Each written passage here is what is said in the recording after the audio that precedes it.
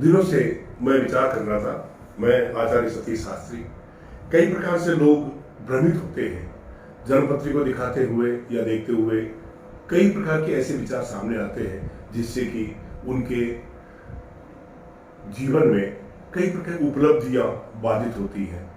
कहीं विद्या बाधित होती है, कहीं विद्या के द्वारा प्राप्त होने वाले कार्यों में उनको समृद्धि या वृद्धि नहीं मिलती, अवरोधित हो जाते हैं, बाधित हो जाते हैं।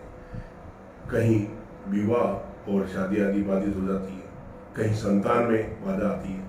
उपलब्धियां, जहां भी उपलब्धि नाम की चीज जो है वो बाधित रहती है। इसके कारण में अगर हम जाएं तो पितृदोष होता है और पितृदोष के कारण कालसर्प योग बनता है।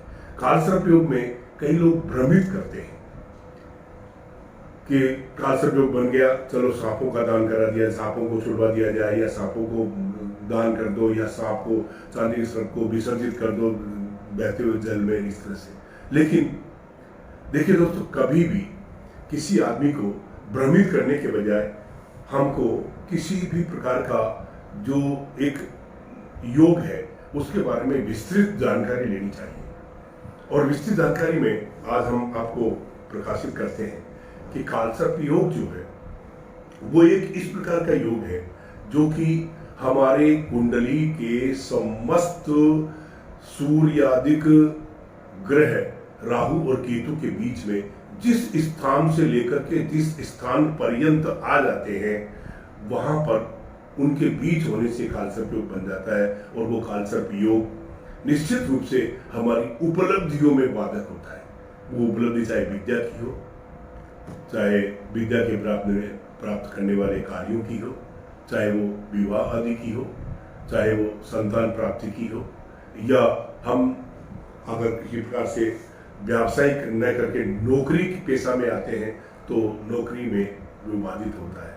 और कई बार ऐसा होता है कि जो उपलब्धि हमको जीवन में मिलनी चाहिए, नौकरी करते हुए भी जिस पद पर, जिस स्थान पर हमको पहुंचना चाहिए वहां हम नहीं पहुंच पाते। कार्य करते हुए भी हम कार्य कर रहे हैं, लेकिन जो उपलब्धि कार्य में हमको मिलनी चाहिए, जो अपॉर्चुनिटी मिलनी चाहिए, वो हमको नहीं मिलती। तो उसमें निश्चित रूप से हमको कालसर्प योग का निदान करना चाहिए, और वो भी विस्तृत रूप से कालसर्प योग का निदान करना चाहिए जैसा कि होना चाहिए। शास्त्रों में ये कहा है कि काल राहु के कारण सर्प योग बनता है, इसलिए उसको कालसर्प योग कहते हैं। राहु की स्थिति, राहु की उपस्थिति जिस ग्रह, जन्म कुंडली के जिस ग्रह में स्थित है राहु, उसके अनुसार बनती है।